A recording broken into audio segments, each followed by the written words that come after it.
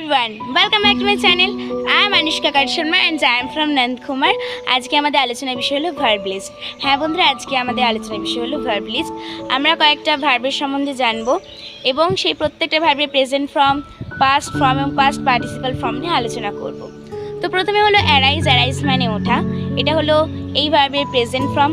এটা যখন পাস্ট ফর্মে যাবে তখন অ্যারোজ হয়ে যাবে, আর পাস্ট পার্টিসিপাল ফর্মে অ্যারাইজেন। অ্যাওয়েক। অ্যাওয়েক মানে জাগানো।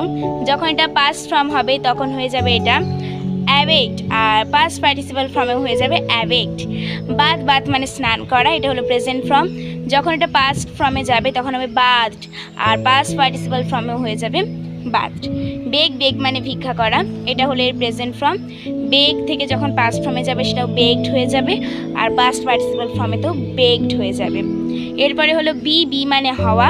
যখনটা পাস্ট ফর্মে যাবে তখন হয়ে যাবে ওয়াজ অথবা ওয়ার, আর পাস্ট পার্টিসিপাল ফর্মে হয়ে যাবে বিন।